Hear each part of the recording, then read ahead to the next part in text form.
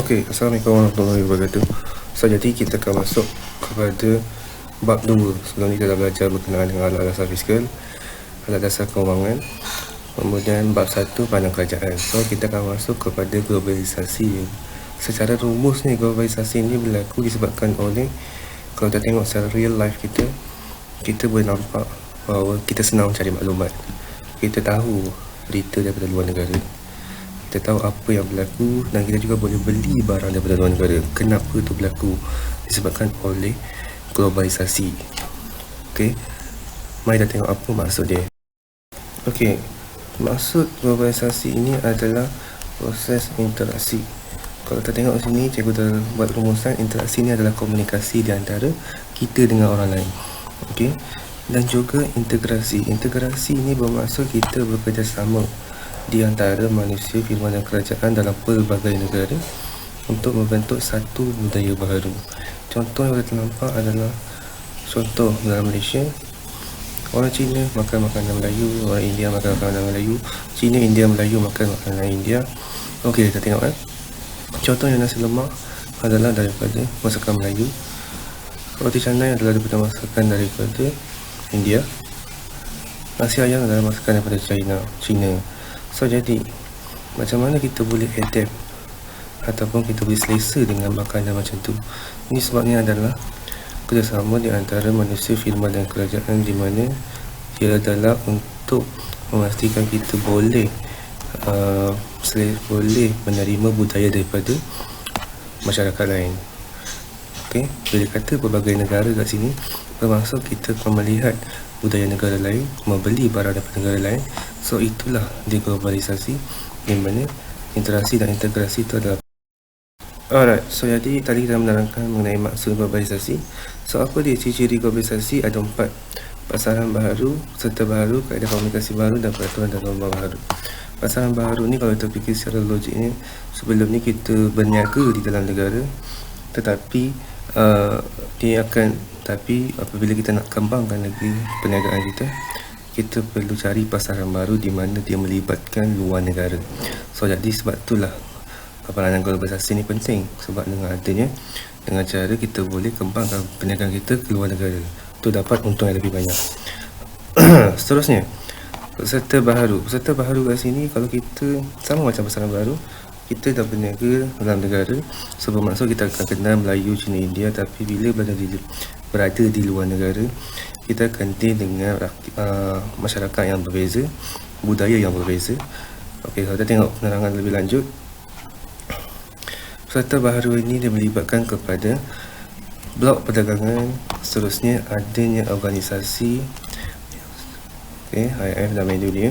So, jadi kenapa blok perdagangan ni adalah seperti satu kumpulan di mana mereka ni sangat rapat, baik, dan juga sanggup bantu sama lain. So, jadi sama juga dengan blok perdagangan. Blok perdagangan ni adalah satu kumpulan seperti ASEAN, dia ada Malaysia, Singapura, Indonesia. So, jadi kenapa dia buat? Sebabnya adalah untuk memudahkan berlakunya perdagangan dan juga untuk hapuskan cukai. So, jadi mereka boleh berdagang lagi banyak dan lagi menguntungkan. Seterusnya, syarikat multinasional.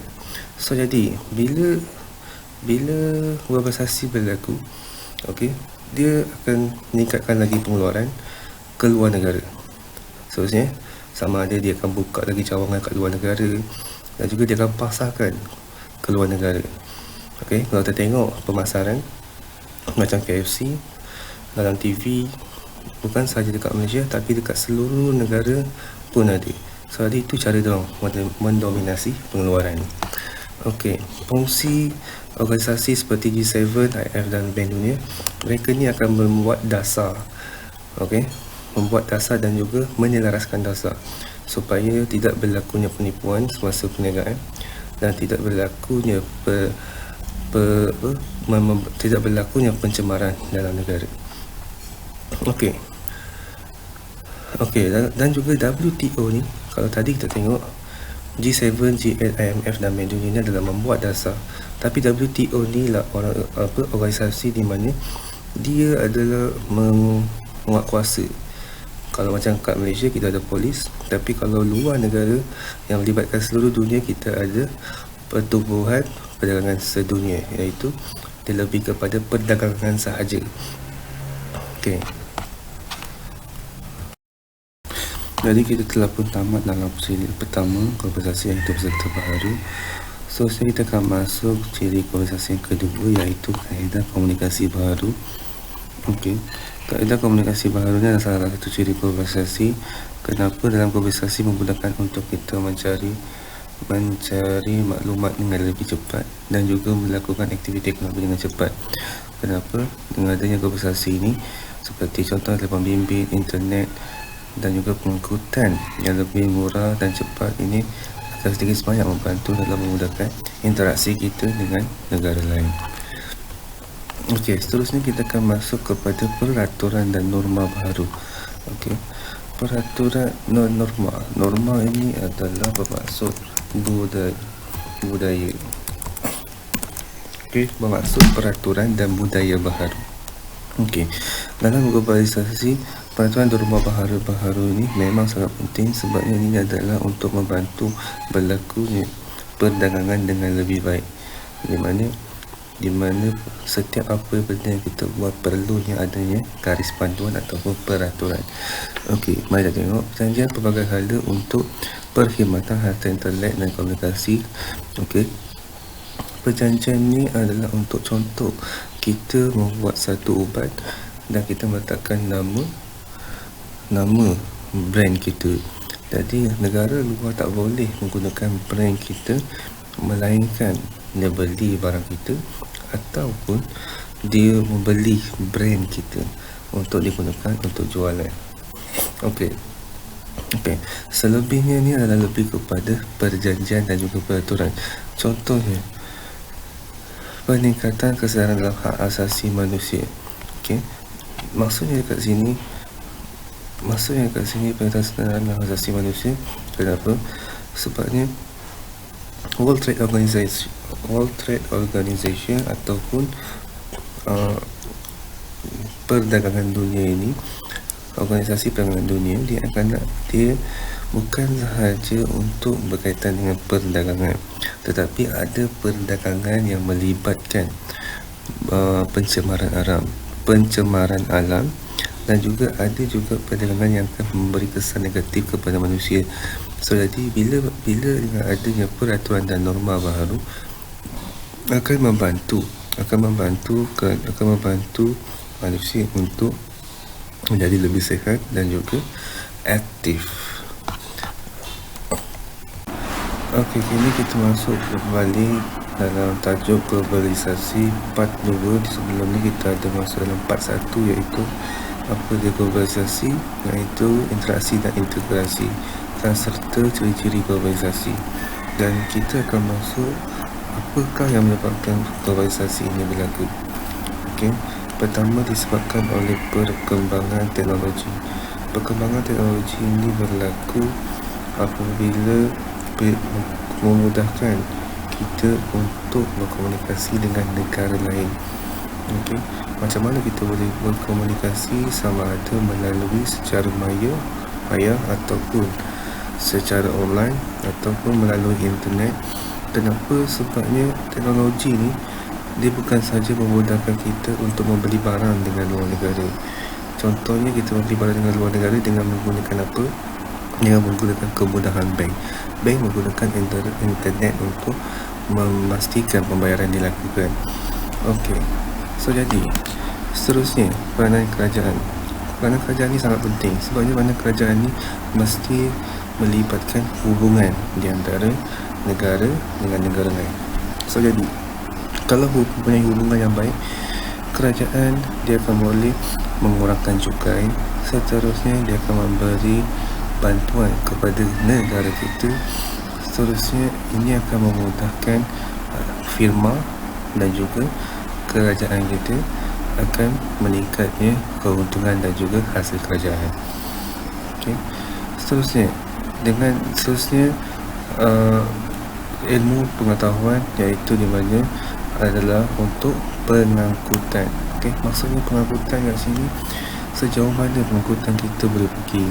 Kalau pengangkutan kita fokus kepada darat sahaja, sukar untuk kita memindahkan barang kita ataupun ekspor barang kita ke luar negara.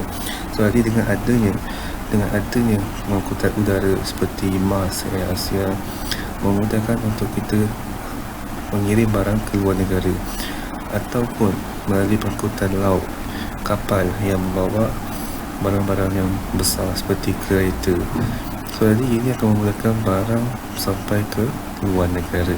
So jadi ini yang menyebabkan globalisasi berlaku. Okey, tadi kita membincangkan berkenaan dengan faktor-faktor penyebab globalisasi. Jadi apakah kesan globalisasi berlaku? Okey, ingat globalisasi ini adalah interaksi dan juga integrasi di antara manusia, firma dan kerajaan dalam pelbagai negara. Bermaksud hubungan kita dengan negara dan juga bagaimana kita adapt ataupun kita selesa dengan budaya yang dibawa daripada luar negara. So jadi apa positif dia? Pertama, mewujudkan kerjasama dan persefahaman sejagat. Bermaksud bila kita berniaga dengan luar negara dan mempunyai hubungan baik, maka ini boleh mewujudkan kesefahaman kita terhadap budaya di negara lain dan menunjukkan persepsi yang baik terhadap negara lain. Okey, seterusnya, apakah yang berlaku? Kesan positif yang lain adalah pemindahan teknologi. Yang ini biasa sebabnya bila berlaku globalisasi, apabila negara luar, seperti contohnya Toyota membuka kilang Toyota di Malaysia. So jadi teknologi yang diperlukan dibawa daripada negara Jepun, kerana negara Jepun lebih hebat dari segi teknologi berbanding dengan negara kita. So jadi berlakunya pemindahan teknologi di negara kita. Seterusnya, secara langsung ini akan dapat memajukan ekonomi negara. Yes, betul. Sebabnya kenapa dapat memajukan ekonomi negara? Sebab apabila negara luar masuk ke negara kita dan membuka firma, Malaysia akan mendapat hasil cukai, dan seterusnya dapat menawarkan peluang pekerjaan. Jadi bila dia menawarkan peluang pekerjaan, mereka akan ada pendapatan dan juga dapat meningkatkan pendapatan negara. Sekarang ni kita masuk dekat kesan negatif globalisasi. Dekat sini ada kata berlakunya pemindahan teknologi baru yang berkos tinggi. Kenapa dia kata berkos tinggi? Salah satu faktornya akan menyebabkan kerugian kepada firma kerana apabila berlakunya kerosakan. Bila berlakunya kerosakan, akan memerlukan penyelenggaraan ataupun maintenance. So jadi bila maintenance terlalu tinggi dan sumber yang diperlukan untuk membaiki teknologi tersebut tidak berada di negara tempatan dan perlu diimport dari luar negara, so ini akan menyebabkan kos yang tinggi kepada firma dan berlaku kerugian. Kemudian seterusnya, produk tempatan akan menyebabkan usaha rakyat kita terjejas. Ini berlaku sebabnya apabila barang luar negara masuk ke dalam negara kita, maka pilihan akan jadi terlampau banyak. Bila pilihan terlampau banyak, apa yang membezakan mereka adalah kualiti dan juga harga.